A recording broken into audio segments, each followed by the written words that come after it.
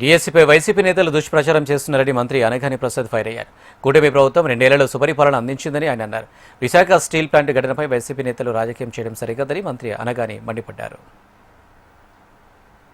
వాళ్ళ హక్కులన్నీ హరించే విధంగా వాళ్ళు కార్యక్రమం చేశారు. దాన్ని మేమంతా కూడా ఈరోజు పారదర్శకంగా మేము కార్యక్రమం చేస్తాం. అట్లా చెప్పుకోవాలంటే 24 నెలల్లో ఒక 36 కార్యక్రమాలు చేశాం. సూపర్ 6 కాదు, సూపర్ 36 కూడా మేము చేసేటువంటి పరిస్థితి మేము ఉన్నాం. ఇవన్నీ కూడా తెలియజేయడం కోసమే. ఎందుకంటే మేము మళ్ళీ గుర్తు చేస్తూ ఉన్నాను.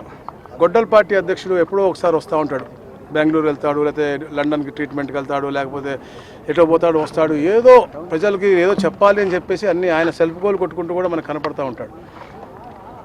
ఇలాంటి గొప్ప విజయాలు చరిత్రలో ఎవరు చేయని విజయాలు 24 నెలల్లో మేము సాధించాము.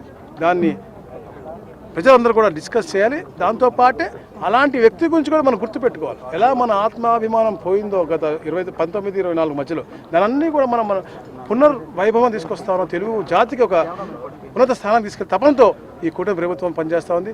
కేంద్రంలో మోడీ గారు అలాగైతే కంట్రీ ఫస్ట్ అంటా ఉన్నారో, చంద్రబాబు నాయుడు గారు, పవన్ కళ్యాణ్ గారు, లోకేష్ గారు కూడా స్టేట్ ఫస్ట్ అని చెప్పేసి, అలాగే యువత ముఖ్యమంత్రి దిశగా, అలాగే మహిళా సాధికారత, మహిళా అభ్యున్నతి, మహిళా చైతన్యం అనేది కూడా ఇప్పుడు కూడా ఈ కూటమి ప్రభుత్వం ఎప్పుడు ముందుంటుంది. అలాగే ఈరోజు ఒక సమర్థవంతమైన పరిపాలనతో అన్ని సెక్టార్స్ కూడా, అన్ని సెక్షన్స్ కూడా ఒక స్థిరమైనటువంటి డెవలప్మెంట్ ఉండే విధంగా, ఆర్థికంగా స్థిరపడే విధంగా ఈ యొక్క ప్రభుత్వం నడుస్తూ ఉందని చెప్పేసి కూడా నేను కూడా తెలియజేయడానికి ఈ మీటింగ్ చేస్తాను.